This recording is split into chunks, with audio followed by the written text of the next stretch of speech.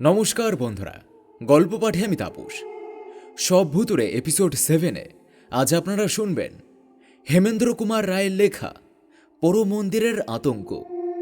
তো চলুন আজকের এই গল্পটি শুরু করা যাক। গা ছমছমে কিছু ভৌতিক গল্প দিয়ে সাজানো আমার এই বিশেষ নিবেদন সব ভুতুরে, প্রতি শনিবার ঠিক রাত 12টার পর।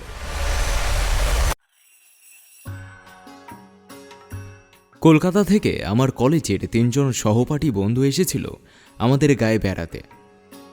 তাদের নিয়েই আমি সেদিন বিকেলে গিয়েছিলাম গা ছাড়িয়ে মাইল দেড়েক দূরে ময়ূরাক্ষীর নদীর তীরে। ওখানকার ময়ূরাক্ষীর দুই তীরের শোভা বড়ই নয়নমুগ্ধকর।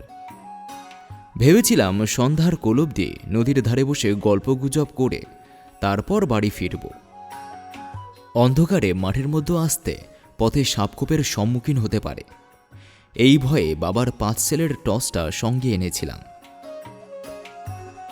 গরমকাল, 6:30তেও তখন অনেক বেলা, প্রায় 6:30 হবে তখন। আমরা 4 জনে কবিগুরুর একটা গান নিয়ে আলোচনা করছি। আলোচনায় আমরা এতই মশগুল ছিলাম যে পশ্চিম দিক থেকে কালো মেঘ উঠে কখন যে প্রায় অর্ধেকটা আকাশ ঢেকে ফেলেছে খেয়ালই হয়নি। হঠাৎ ঝড় উঠতে খেয়াল হলো। আমরা ধর্মর করে উঠে পড়ে একরকম ছুটতে ছুটতে বাড়ির পথে হাঁটা দিলাম। আমি জানি এই 1.5 মাইল পথের মধ্যে কোনো ঘর বাড়ি নেই, অর্থাৎ বৃষ্টির হাত থেকে শরীর বাঁচাবার মতো কোনো আশ্রয় নেই। বরাত মন্দ 5-7 মিনিটের মধ্যেই দৈত্যের মতো কালো মেঘটা সারা আকাশ ছেয়ে ফেলল এবং মুষলধারে বৃষ্টি নামল। সেই সঙ্গে ঝড়ের সে কি বেগ! প্রাণপণে ছুটতে লাগলাম আমরা 4 জনে। ছুটতে ছুটতে আমার খেয়াল হয়ে গেল যে আর একটু এগোলেই আমাদের ডান পাশে পড়বে একটা পোড়ো কালী মন্দির। সেখানে গিয়ে উঠলে ঝড় বৃষ্টির হাত থেকে বাঁচা যেতে পারে। কিন্তু সন্ধ্যার পর ওই মন্দিরের ধারে কাছে কেউ ঘেঁষে না। আমারও মন চাইছিল না ওদিকে যাওয়ার। গায়ের অন্য সকলের মতো ওই মন্দিরের প্রতি আমার মনেও ভয় আছে। অবশ্য ভয়ের কোনো কারণ আজ পর্যন্ত কিছু ঘটেনি কারো ক্ষেত্রে। ভয়টা কেবল সংস্কার বশেই। তবু আমি যদি একা থাকতাম তাহলে হয়তো একা থাকার জন্যই ওই মন্দিরে যেতে ভয় পেতাম। কিন্তু আমরা রয়েছি 4 জন, সঙ্গে 5 সেলের টর্চ। অযথা ভয় পাওয়ার কোনো কথাই নয়। তাই মনে সাহস পেয়ে আমি বন্ধুদের নিয়ে ভিজে গোবর হয়ে ওই পোড়ো মন্দিরটার চাতালে গিয়ে উঠলাম। বেশ বড়সড় মন্দির। মন্দিরের 2 পাশে ও পিছনে আরও খানচারেক ঘর আছে। এই মন্দির ছিল একজন তান্ত্রিকের। ঘরগুলির মধ্যে একটাতে নাকি মায়ের ভোগ রান্না হতো। অন্য ঘরগুলিতে চেলা চামুন্ডাদের নিয়ে তান্ত্রিক বাস করত। মন্দির ও ঘরগুলির কিছু কিছু অংশ এখন ভেঙে পড়েছে। দেওয়ালের ছাদে গাছপালা গজিয়েছে। মন্দির প্রাঙ্গণ লতাগুল্মের ঝোপঝাড়ে আবৃত। এমন মুষলধারে বৃষ্টি না নামলে আমি কখনোই এই পোড়ো মন্দিরে আশ্রয় নিতাম না। এখন মাত্র সন্ধ্যা রাত, কিন্তু জায়গাটার পারিপার্শ্বিক পরিস্থিতি দেখে মনে হচ্ছে যেন এখন মাঝরাত। বন্ধু শ্যামল বলল, আচ্ছা জায়গায় আমাদের নিয়ে এলি বটে, সাপ খোপে কামড়াবে না তো? আমি টসটা জেলে চারিদিকে দেখে নিয়ে বললাম, দেখে তো সেই রকম মনে হচ্ছে। কি করব ভাই, যা বৃষ্টি নামলো। বাড়ি যে এখনও অনেক দূরে। এই বৃষ্টিতে এতখানি রাস্তা ভিজলে সবাইকেই জ্বরে পড়তে হবে। আর এক বন্ধু রতন বলল, সে কথা সত্যি। কি মন্দির ছিল রে এটা! দেখে তো মনে হচ্ছে এককালে খুব জাঁকজমকের সঙ্গে পুজো আচ্চা হতো এখানে। বললাম, হ্যাঁ, মারাত্মক রকম জাঁকজমক সহকারেই এখানে কালী প্রতিমার পুজো হতো শুনেছি। সে জাঁকজমক এতটাই মারাত্মক ছিল যে কোনো লোক পুজো দেখা তো দূরের কথা, কোনোদিন প্রতিমা দেখতেও এখানে আসতো না। এই কথা শুনে শ্যামল, রতন ও অজয় সবিস্ময়ে জিজ্ঞাসু নেত্রে আমার দিকে তাকালো। আমি বললাম, শোন তবে এই মন্দিরের ইতিহাস। যেটুকু আমি জানি, আমার ঠাকুরদার বয়স তখন ছিল 24-25। সেই সময় এই মন্দিরে কালী সাধনা করত একজন তান্ত্রিক কাপালিক। শুনেছি এই কাপালিকের চেহারা এতটাই ভয়ঙ্কর ছিল যে কোনো সাধারণ মানুষ তার ধারে কাছে যেত না। 7-8 জন চেলা ছিল তার, তাদের চেহারাও ছিল ভয়ঙ্কর। ওই যে বেদিটা দেখছিস, ওই বেদির ওপরে থাকত কালী মূর্তি। তখন কেউই জানত না যে ওই মূর্তিটা নকল কি আসল মূর্তি।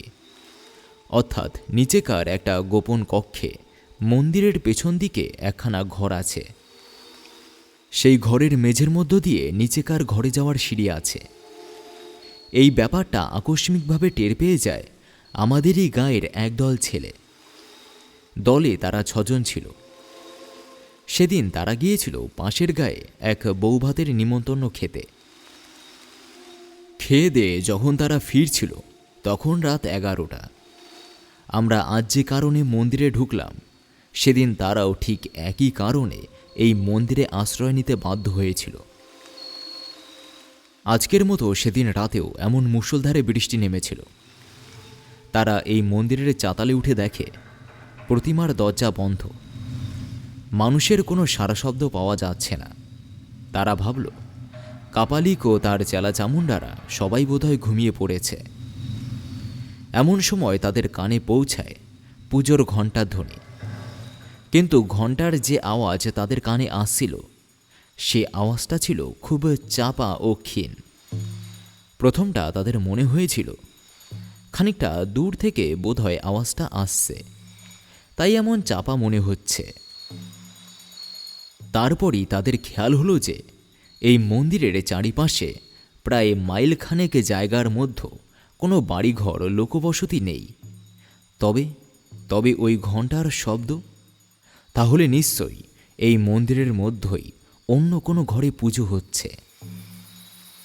এই কথা মনে হতেই ওই 6 জন ছেলে উঠে দাঁড়ালো। তাদের মধ্যকার 3 জনের টর্চ ছিল। একজন বলল, চল না ভেতরের দিকটা একবার চুপি চুপি ঘুরে দেখে আসি, কোথায় কি পুজো হচ্ছে। যতগুলো ঘর ওই মন্দিরের ভেতরে ছিল, সব ঘরের দরজায় তালা বন্ধ দেখল।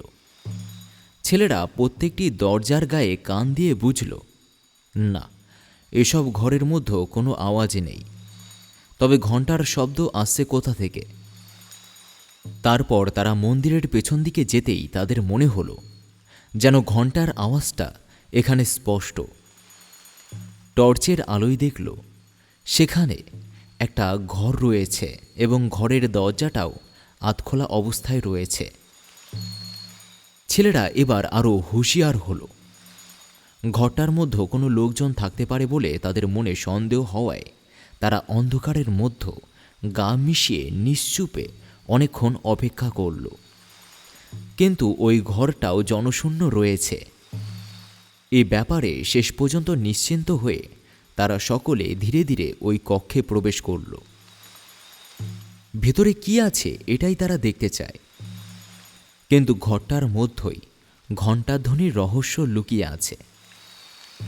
টর্চের আলোয় তারা মেঝেতে একটা বিরাট চৌকো ভারী লোহার পাত দেখতে পেল। লোহার পাতটা দেখে তাদের মনে কেমন যেন সন্দেহ জাগল। খুব সন্তর্পণে পাতটার দিকে এগিয়ে একজন সেটা টেনে সরাবার চেষ্টা করল, কিন্তু সেটা এত ভারী একজনের পক্ষে টেনে সরানো সম্ভব নয়। তখন তারা করল কি, 4 জনে ধরে সেটাকে এমন সাবধানে টানতে লাগলো যাতে কোনো রকম শব্দ না হয়। খানিকটা টানতেই একটা গর্তের মুখ তারা দেখতে পেল এবং সেই ঘণ্টার শব্দ একেবারে স্পষ্ট হয়ে উঠল। বুঝল এই ঘরের নিচেকার কোনো চোরা কুঠুরিতে ঘণ্টা বাজছে এবং সেই ঘরে যাওয়ার এটাই হলো গুপ্তদ্বার। ছেলেরা রহস্যের গন্ধ পেল। এমন গুপ্তকক্ষে পুজো আচ্চা করার কারণ কি? নিগুড় কারণ নিশ্চয়ই কিছু একটা আছে এবং সে কারণ জানবার জন্য তাদের সকলকার ডান পিঠে মন আনচান করে উঠল। তারা সেই লোহার পাত্তাকে আরও খানিকটা সরিয়ে গুপ্তদ্বার সম্পূর্ণ উন্মুক্ত করে ফেলল। তাদের নজরে পড়ল কয়েক ধাপ সিঁড়ি সোজা নিচের দিকে নেমে গিয়ে ডান দিকে বেঁকে গেছে। গুপ্তকক্ষে যে আলো জ্বলছে তারই আলোয় আলোকিত হয়ে আছে সিঁড়ির বাঁকের মুখটা, ফলে সমস্ত সিঁড়িটাই মোটামুটিভাবে দেখতে পাওয়া যাচ্ছে। অতপর ছেলেরা মুহূর্তকালের জন্য একবার চুপি চুপি যুক্তি করে স্থির করে নিল যে তারা নিঃশব্দে সিঁড়ি বেয়ে খানিকটা নিচে নেমে দেখে আসবে কী ধরনের পুজো ওখানে হচ্ছে, যে পুজোর জন্য এত গোপনীয়তার প্রয়োজন। সিঁড়ির সেই বাঁক অবধি নেমে ছেলেরা সন্তর্পণে ডান দিকে দৃষ্টিপাত করে যা দেখতে পেল তাতে তারা ভয়ে বিস্ময়ে একেবারে হতভম্ব হয়ে গেল। তারা দেখল দরজা জানালাবিহীন মাঝারি আকারের একখানি ঘর। ঘরখানার একপাশে হাত তিনেক লম্বা এক কালী প্রতিমার সামনে একজন ভয়ঙ্কর দর্শন তান্ত্রিক কাপালিক পূজায় মগ্ন।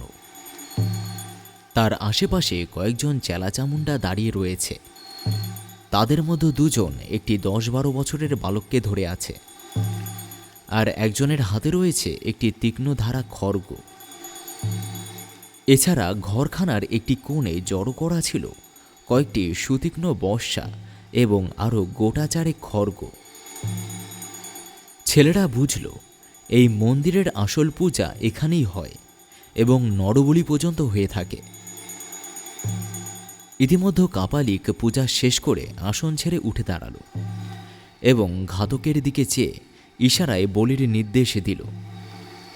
ইশারা পেয়ে ঘাতক খাড়াটাকে শক্ত করে বাগিয়ে ধরল, আর সেই চেলা দুজন বালকটিকে নিয়ে এগিয়ে গেল প্রতিমার সামনে।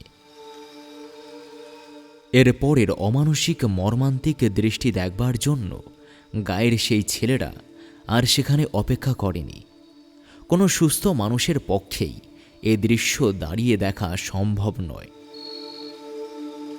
ওই অসহায় বালকটিকে বাঁচাবার জন্য সেই সময় ছেলেগুলোর মনে প্রচণ্ড একটা উত্তেজনা জেগে উঠেছিল বটে, কিন্তু তারা বুঝেছিল যে বাধা দিতে গেলে ওই সশস্ত্র দুর্ধর্ষ কাপালিকগণের হাতে তাদের মৃত্যু বরণ করতেই হবে।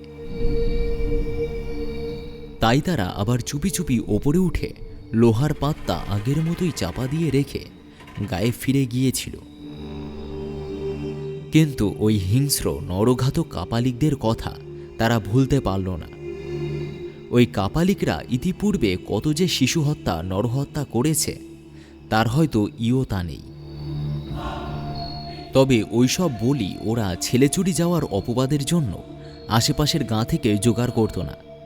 তা যদি করত তাহলে আমাদের গায়ের মধ্যে ভীষণ একটা হইচই পড়ে যেত, কিন্তু সেরকম কিছু শোনা যায়নি কোনো দিন। ওরা নিশ্চয়ই কোনো দূরদেশ থেকেই বলি জোগাড় করত। যাই হোক, ভবিষ্যতে আর যাতে তারা কোনো মানুষ খুন করতে না পারে, ছেলেরা তার যথাযথ প্রতিকার করবার জন্য বদ্ধপ্রতিকর হয়ে উঠল।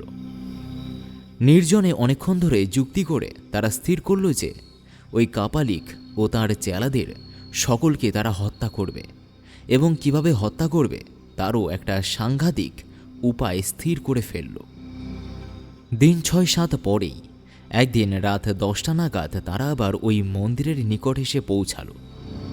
তাদের সঙ্গে বড় বড় টিনে 2 টিন পেট্রোল। এসব ব্যাপারে তখনও পর্যন্ত তারা গায়ের কোনো লোককেই জানায়নি। জানিয়েছিল কাপালিকদের হত্যা করার পরে। মন্দিরের নিকটবর্তী বড় একটা ঝোপের আড়ালে লুকিয়ে অনেকক্ষণ পর্যন্ত তারা মন্দিরের দিকে তীক্ষ্ণ দৃষ্টি রেখেও কোনো জনমনুষ্যের সারা শব্দ পেল না। তখন তারা নিঃশব্দে মন্দিরের চাতালে গিয়ে উঠল। তারপর পিছন দিকের সেই ঘরখানার নিকট হতেই তাদের কানে ঘণ্টার চাপা আওয়াজ ভেসে এলো। এতক্ষণে তারা নিশ্চিন্ত হতে পারল, যাক, পুজো হচ্ছে এবং কাপালিকেরা তাহলে ওই পুজোর ঘরেই আছে। অতঃপর তারা এসে হাজির হলো সেই গুপ্তদ্বারের নিকট। তাদের এর পরের কার্যকলাপ অত্যন্ত ক্ষিপ্ততার সঙ্গে শেষ হলো। একজন একটু তফাতে সরে গিয়ে দেশলাইয়ের কাঠি জেলে একটা কাগজ ধরালো। অন্যদিকে অন্য ছেলেরা লোহার পাত্তা সরিয়ে ফেলেই সেই গুপ্ত গহ্বরের মধ্যে 2 টিন পেট্রোল সম্পূর্ণ ঢেলে দিল। তারপর সেই জ্বলন্ত কাগজের টুকরোটা ভেতরে ফেলে দিতেই দপ করে গহ্বরের মধ্যে করাল অগ্নি জ্বলে উঠল এবং সঙ্গে সঙ্গে গুপ্তকক্ষের দরজাটাও তারা আবার বন্ধ করে দিল সেই লোহার পাত্তা দিয়ে। ততক্ষণে গুপ্তকক্ষের মধ্যে কাপালিকদের বিভৎস অন্তিম চিৎকার শুরু হয়ে গেছে, কিন্তু সে চিৎকার অতি অল্পক্ষণের মধ্যেই থেমে গেল। প্রচণ্ড নিস্তব্ধতা নেমে এলো। তারপর শত্রু ধ্বংস করে ছেলের দল বীর বিক্রমে গায়ে ফিরে গিয়ে সকলের কাছে প্রকাশ করেছিল তাদের দুঃসাহসিক কাণ্ড কারখানার কথা। শুনে গায়ের লোক স্তম্ভিত হয়ে গিয়েছিল। কিন্তু এই মন্দিরের ধারে কাছে আগেও যেমন কেউ আসতো না, কাপালিকদের মৃত্যুর পরেও কেউ কোনো দিন শখ করে এদিকে আসেনি।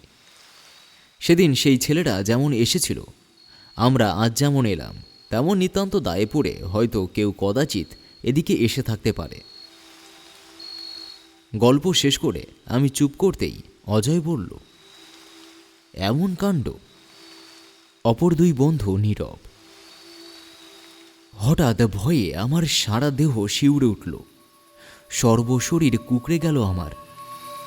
হ্যাঁ, বেশ স্পষ্টই শুনতে পাচ্ছি ঘণ্টার শব্দ, যদিও খুব চাপা, তথাপি সাংঘাতিক রকমের স্পষ্ট, যেন সেই বহুকাল আগেও যেমন ছিল এখনও তেমনই। এই মন্দিরের চারিপাশে প্রায় মাইলখানেক জায়গার মধ্যে কোনো ঘরবাড়ি নেই। তবে তবে কোথা থেকে আসছে এই ঘণ্টার শব্দ? সেই গোপন কক্ষে আবার কি কোনো নতুন কাপালিক আশ্রয় নিয়েছে? উফ, মন্দিরের যা পোড়া অবস্থা, তাতে নিঃসন্দেহে বলা যায় এখানে কোনো লোক বাস করে না। মন্দিরের সর্বত্র ধুলোবালি, শুকনো পাতা, কাঠিকুটিতে ভর্তি। দেওয়ালের ফাটলে ফাটলে গাছপালা জন্মেছে। লোক বাস করলে মন্দিরের চাতালে এমন 1 ইঞ্চি পুরো ধুলোবালিও জমে থাকতো না, শুকনো কাঠিকুটিও পড়ে থাকতো না। তবে এই ঘণ্টার আওয়াজ আসছে কোথা থেকে? এই মন্দিরের মধ্য থেকেই আসছে, তাছাড়া আবার কোথা থেকে আসবে? শ্যামল, অজয় আর রতন, এদের কানেও পৌঁছেছে ঘণ্টার শব্দ। অজয় 2 ভুরুকুচকে সন্দিগ্ধ কণ্ঠে বলল, ঘণ্টার আওয়াজ আসছে না? আমি বললাম, হ্যাঁ। সেই অন্ধকারের মধ্যেও দেখতে পেলাম অপর বন্ধু জলজলে চোখে আমার মুখের দিকে তাকিয়ে আছে। অজয় হচ্ছে 1 নম্বরের ডানপিটে ছেলে, অত্যন্ত সাহসী। সে আমাকে বলল, এ ঘণ্টার আওয়াজ আসছে কোথা থেকে বলে মনে হয় তোর? আগেও তো কাছাকাছি কোনো ঘরবাড়ি ছিল না শুনলাম, এখন? না, এখনও তেমনই, মাইলখানেকের মধ্যে ঘরবাড়ি কিছু নেই বললাম। তাহলে? ক্ষণকাল ভাবল অজয়, তারপর পুনরায় বলল, তাহলে কি আবার কেউ বা কারা সেই ঘরে ঠাকুর প্রতিষ্ঠা করে পুজো করছে? অবশ্য দেখে শুনে তো মনে হচ্ছে না। 20 বছরের মধ্যেও এখানে কোনো লোক বাস করছে না। যাই হোক, ব্যাপারটা না দেখে ছাড়ছি না। আওয়াজ শুনে মনে হচ্ছে এই মন্দিরের মধ্য থেকেই আওয়াজটা আসছে। চল তো, সেই ঘরটার মধ্যে নিয়ে চল আমাকে। যে ঘরটায় বলেছিলি লোহার পাতে ঢাকা গুপ্ত পথ আছে। বললাম, সে ঘর তো আমি জানি নে, তবে শুনেছি পেছন দিকে। দেখি চল। আমার সেদিকে যাওয়ার মোটেই ইচ্ছা ছিল না, কিন্তু পাছে শহরের বন্ধুদের কাছে আমি ভীরু কাপুরুষ প্রতিপন্ন হই, সেই ভয়েতেই আমাকে ওদের নিয়ে যেতে হলো। মন্দিরের পেছন দিকে পৌঁছাতেই ঘণ্টার আওয়াজ স্পষ্ট হলো। ভয়ে থরথরিয়ে কেঁপে উঠলাম আমি। কম্পিত গলায় বললাম, হ্যাঁ, সেই ঘরেতেই ঘণ্টা বাজছে, কোনো ভুল নেই। আবার কারা এলো? আমি ভীত হয়ে পড়েছি। অজয় বোধহয় টের পেয়ে বলল, কী রে বিপিন, তুই কি ভয় পাচ্ছিস? না না, ভয় পাবো কেন? তবে তবে ভাবছি কোনো নরবলি টরবলি হচ্ছে না তো। অজয় বলল, দেখা যাক না কি হচ্ছে। আমি বুঝতে পারলাম রতন বা শ্যামলেরও এসব ব্যাপারে উৎসাহের অভাব রয়েছে। ওরা দুজনও কেমন যেন মিয়ে রয়েছে। আমার মতোই অবস্থা আর কি। ভীরু কাপুরুষ প্রতিপন্ন হতে চায় না বলেই নিরুত্তরে এগিয়ে চলেছে। অজয় আমার কাছ থেকে আগেই টর্চটা নিয়েছিল। টর্চের আলোয় দুই পাশ দেখতে দেখতে সে এগিয়ে চলেছিল। যে কটা ঘর দেখলাম, কোনো ঘরেই দরজা জানালা নেই, সব উইয়ে নষ্ট করেছে আর ভেঙে চুরে পড়েছে। সর্বত্র ধুলোবালি, নোংরা ইত্যাদিতে ভরা। এখানে কোনো লোকের যাওয়া আসা থাকলে এই পুরো ধুলোর ওপর পায়ের দাগ নিশ্চয়ই থাকত। কোনো পদচিহ্ন নেই, এমনকি কোনো জন্তু জানোয়ার পর্যন্ত না। শুধু আমরাই কজন সুস্পষ্ট পদচিহ্ন ফেলে এগিয়ে চলেছি। অসম্ভব, এখানে কোনো মানুষ থাকতে পারে না, কথাটা আচমকা বলল অজয়। তবে আমি আর শ্যামল দুজনে একই সঙ্গে প্রশ্ন করে বসলাম। অজয় বলল, তবেটা যে কি সেটাই তো জানতে যাচ্ছি। আমরা সেই ঘরটার মধ্যে এসে হাজির হলাম। মুখে চোখে মাকড়সার জালের স্পর্শ পাওয়া গেল। এ ঘরে লোকের যাওয়া আসা থাকলে কি এমন মাকড়সার জাল ছড়িয়ে থাকত? এবার উজ্জ্বল টর্চের আলোয় মেঝের দিকে তাকিয়ে দেখতে পেলাম একটা বিরাট মরচে ধরা লোহার পাত পড়ে রয়েছে। ঘরের মেঝে ও লোহার পাত্তার ওপর 1 ইঞ্চি পুরো ধুলোর আস্তরণ জমে রয়েছে। এখানে ঘণ্টার শব্দ আরও স্পষ্ট। একটানা ঘণ্টা বেজে চলেছে, মনে হচ্ছে যেন আরতি হচ্ছে। আমরা প্রত্যেকেই উপলব্ধি করতে পারলাম যে এই ঘরের নিচ থেকেই ঘণ্টার আওয়াজ আসছে। যেখানে লোকজনের কোনো অস্তিত্ব নেই সেখানে ঘণ্টা বাজে কি করে? এ কি অলৌকিক কাণ্ড! আমার গায়ের লোম খাড়া হয়ে উঠল। ভীষণ একটা বিপদের ইঙ্গিত পাচ্ছি যেন। আশ্চর্য, অদ্ভুত। অজয় নির্নিমেষ দৃষ্টিতে লোহার পাত্তার দিকে তাকাতে তাকাতে কথাটা বলল। শ্যামল বলল, স্পষ্ট বোঝা যাচ্ছে যে বহুকাল এ ঘরে কোনো মানুষের পদার্পণ হয়নি, অথচ নিচেকার ঘরে ঘণ্টা বাজছে। ঘণ্টাটা আপনা আপনি বাজছে না নিশ্চয়ই, মানুষেই বাজাচ্ছে তো। তবে কি সে মানুষ হাওয়ায় মিশে নিচেকার ঘরে গেছে, যার জন্য তার পায়ের ছাপ পড়েনি? অজয় বলল, সত্যিই ভাববার কথা। এর রহস্যের কারণ জানতেই হবে। এবার আমরা সকলে মিলে লোহাটা টেনে সরাতেই গুপ্তপথ নজরে পড়ল, আর সেই সঙ্গে ঘণ্টার আওয়াজটাও একেবারে কানের কাছে এগিয়ে এলো। কিন্তু কি অন্ধকার গর্তটা! সিঁড়ির একটা ধাপও নজরে পড়ছে না। নিচেকার ঘরে নিশ্চয়ই কোনো আলো জ্বলছে না। ছোট একটা প্রদীপ জ্বললেও তার আলোর রেখা নিশ্চয়ই আমাদের নজরে পড়ত, এবং সিঁড়ির নিচেকার দিকটাও অত্যন্ত আবছাভাবে আলোকিত হয়ে থাকত। তবে কি অন্ধকারে বসেই পুজো করছে? এ কি অস্বাভাবিক ব্যাপার!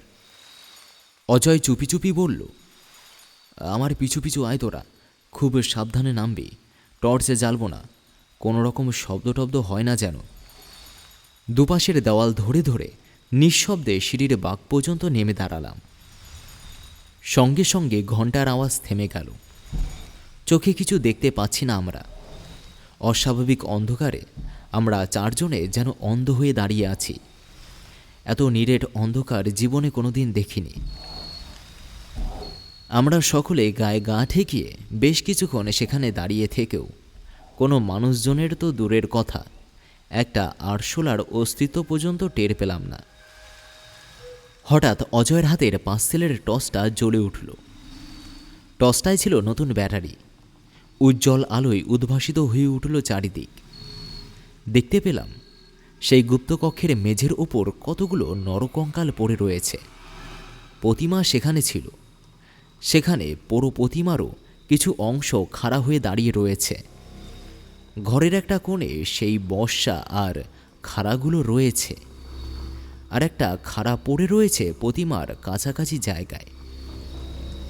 পূজার ঘণ্টা এবং কয়েকটা থালা কোষাকুষি ইত্যাদি প্রতিমার সামনে পড়ে রয়েছে।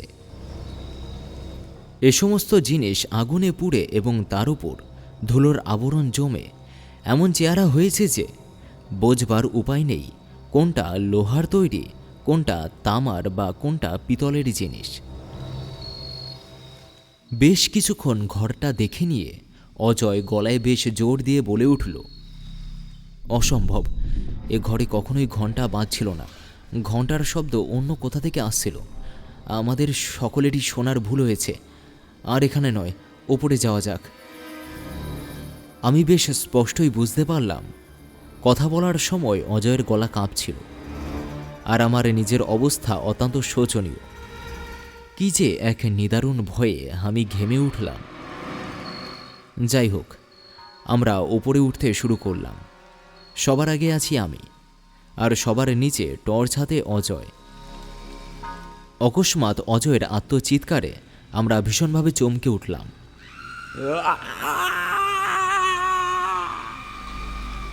আ করে চিৎকার করতে করতে অজয় বসে পড়ল সিঁড়ির ওপর।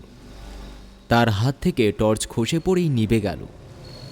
অজয়ের চিৎকার শুনলাম, ওরে তোরা আমাকে বাঁচা বাঁচা। তারপরই চুপ। আমরা হুড়মুড় করে নেমে গেলাম অজয়ের কাছে। টর্চটা কোথায় পড়েছে কে জানে। আমরা তো সেই অন্ধকারের মধ্যেই অজয়কে ধরাধরি করে কোনো রকমে নিয়ে এলাম ওপরে। বুঝলাম অজয়ের জ্ঞান নেই। তারপর কিভাবে কত কষ্ট করে যে অচৈতন্য অজয়কে নিয়ে সে রাতে বাড়ি পৌঁছালাম, সে কথা এখানে না বললেও চলবে। ডাক্তারকে খবর দেওয়া হয়েছিল। তিনি দেখে শুনে ওষুধ দিয়ে বলেছিলেন, মনে হচ্ছে ভয়ঙ্কর কিছু একটা দেখে ভয়ে জ্ঞান হারিয়েছে। ডাক্তারের কথা সত্য প্রমাণিত হলো অজয়ের জ্ঞান ফেরার পর তার মুখ থেকে সব কথা শুনে। জ্ঞান অবশ্য ঘণ্টা দুয়েকের মধ্যেই ফিরেছিল, কিন্তু সে মোহচ্ছন্নের মতো ছিল পরদিন বেলা প্রায় 8টা অবধি। বেলা 10টা নাগাদ তাকে বেশ খানিকটা সুস্থ মনে হতে আমরা গতরাতের ঘটনার কথা তার কাছে জানতে চেয়েছিলাম। উত্তরে সে বলেছিল যে তার মনে হচ্ছিল একজন ভীষণ দর্শন কাপালিক এক হাতে তাকে চেপে ধরে অন্য হাতে ধারালো খাড়া তুলে তার গলায় একটা কোপ বসিয়ে দিয়েছিল, তাই অমনভাবে সে চিৎকার করে উঠেছিল।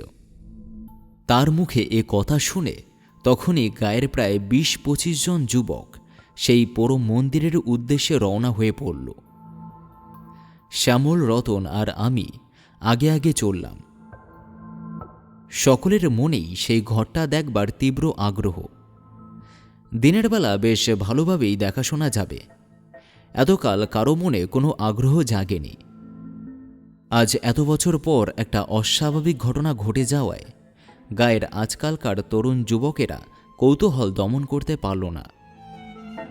দিনের বেলা হলেও সেই পাতাল কক্ষ অন্ধকারচ্ছন্ন থাকবে অনুমান করে নিয়ে আমি গোটা 4-5 টর্চ নিয়ে যাওয়ার পরামর্শ দিয়েছিলাম, কিন্তু কার্যক্ষেত্রে দেখা গেল প্রায় জনা 10 টর্চ নিয়ে এসেছে। গুপ্তদ্বারের সামনে এসে দেখা গেল সত্যি ভেতরটা বেশ অন্ধকার। যাই হোক, আমরা টর্চগুলো জেলে একে একে নামতে লাগলাম নিচে। সিঁড়ির শেষ প্রান্তে নেমে আমার টর্চটা পেয়ে গেলাম, কিন্তু এ কি, এখানে একটা নরকঙ্কাল এলো কি করে? দেখেই শিউরে উঠলাম। বেশ মনে আছে, এখানে সিঁড়ির গোড়ায় তো কোনো কঙ্কাল ছিল না। কঙ্কালগুলো তো সবই দেখেছিলাম ঘরের মেঝের ওপর এদিক ওদিক পড়েছিল। আরে, পায়ের কাছে বিরাট একখানা খাড়া পড়ে রয়েছে দেখছি। কঙ্কাল খাড়া? না, কখনো না, এসব মোটেই এখানে ছিল না। ঘরের মেঝের দিকে তাকিয়ে দেখি প্রতিমার কাছে যে খাড়াটা পড়েছিল সেটা তো সেখানে নেই। সবগুলো টর্চের আলোয় ঘরখানা প্রায় সাদা হয়ে গেছে। অন্য সকলে অবাক চোখে ঘরের মেঝে যা যা রয়েছে সেই সব লক্ষ্য করছে, কিন্তু আমার নজরে যা পড়েছে তা আশ্চর্য, অতি আশ্চর্য, একেবারে অলৌকিক ব্যাপার।